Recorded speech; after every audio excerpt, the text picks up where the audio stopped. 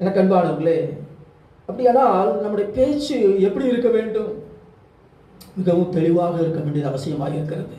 ஆமென். பேச்சு தெளிவாக இருக்கணும். வேதம் என்ன சொல்கிறது? நீங்கள் தெளிவான பேச்சை நாவினால் வசனையாவிட்டால் பேசப்பட்டது இன்னது என்று எப்படி தெரியும்?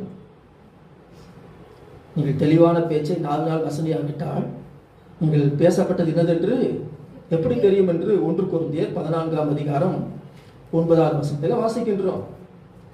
இப்போ பேச்சு எப்படி இருக்கணும்? தெளிவாக இருக்கணும். அப்போதான் என்ன பேசுகிறாங்கன்னு சொல்லி என்ன செய்யப்படுறதுக்கு அது விளங்கும், அது தெரியும் என்று பார்க்கிறோம். இப்போ தெளிவாய் பேச வேண்டியது எவ்வளவு முக்கியம் என்பதை நீங்கள் பாருங்கள். ஒரு நாளிலே நான் கூட தெளிவாய் பேச முடியாதபடி கஷ்டப்பட்டு கொண்டிருந்தேன். ஆண்டவரை அறிந்த பின்பு, ஆண்டவருக்குள் வந்த பின்பு, ஆண்டவரை நிரட்சித்த பின்பு ஆண்டவர் என்ன பண்ணினார்? தெளிவாக பேச வைத்தார். ஆமென். ஸ்தோத்திரம். என்னை பேச வைத்தவர் ஒவ்வொருவரையும் ஆண்டவர் செய்வார், தெளிவாக பேச வைப்பார். ஆமென். நமது ஆணித்தரமாய் விசுவாசிங்கள், ஆண்டவர் நிச்சயமாய் செய்வார். இப்போ முதலாவதாக நாம் என்ன செய்ய வேண்டும்? தெளிவாக பேச வேண்டும். ஸ்பீக் பிளைன்லி என்று எழுதப்பட்டிருக்கிறது. ஸ்பீக் பிளைன்லி, தெளிவாய் பேசுங்கள். தெளிவாய் பேச வேண்டுமானால் சோத்திரம், தெளிவை கொடுக்கிற ஆவி நமக்கு தேவை. தெளிவை கொடுக்கிற ஆவி நமக்கு தேவை. நாம் அதை புரிந்து கொள்ள வேண்டும். ஒருவனுக்குள்ளே என்ன ஆவி இருக்கிறதோ அவன் அப்படியே இருக்கிறான். ஆமென். ஒருவனுக்குள்ளே என்ன ஆவி இருக்கோ அவன் அப்படித்தான் அவன் இருக்கிறான். ஒருவன் சாந்தமும் அமைதலுமுள்ள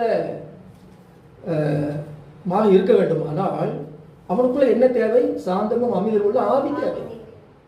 சாந்தமும் அமைதலுமுள்ள ஆவி இருந்தால் தான் ஒரு மனுஷன் எப்படி இருக்க முடியும்? சாந்தமும் அமைதியாக இருக்க முடியும். ஒரு மனிதனுக்குள்ளே முரட்டாட்டமான ஆவி இருந்தால் அவன் எப்படி தான் பிஹேவ் பண்ணுவான்? முரட்டாட்டமாக தான் பிஹேவ் பண்ணுவான். ஒருவனுக்குள்ளே சண்டை பண்ணுகிற ஆவி இருந்தால் அவன் எப்பொழுதும் என்ன பண்ணி கொண்டு இருப்பான்? சண்டை பண்ணி கொண்டே இருப்பான். ஒருவனுக்குள்ளே குடிவரியின் ஆவி இருந்தால் இந்த நேரம் எப்படி தான் இருப்பான்? குடித்து கொண்டு தான் இருப்பான். அல்லேலூயா, ஸ்தோத்திரம். அப்ப நம்ம அன்பாக நடந்து கொள்ள வேண்டும் என்றால் நமக்குள்ள என்ன ஆவி தேவை? அன்பின் ஆவி. ரோமர் 5:5 வாசிக்கிறது போல, அன்றைக்கு நமக்கு அருளப்பட்ட பரிசுத்த ஆவினாலே தேவ அன்பு நம்முடைய இருதயங்களில் என்ன செய்யப்பட்டிருக்கிறது? ஊற்றப்பட்டிருக்கிறது. இப்போ அன்பாக நடந்து கொள்ள வேண்டுமானால் நமக்குள்ள என்ன ஆவி தேவை? அன்பின் ஆவினாலே நாம் என்ன செய்யணும்? நிரப்பப்பட வேண்டும். அதே போல சோத்திரம், தெளிவை அளிக்கிற ஆவி உங்களுக்குள்ளே வரும் பொழுது உங்கள் பேச்சு எப்படி இருக்கும்? தெளிவாக இருக்கும்.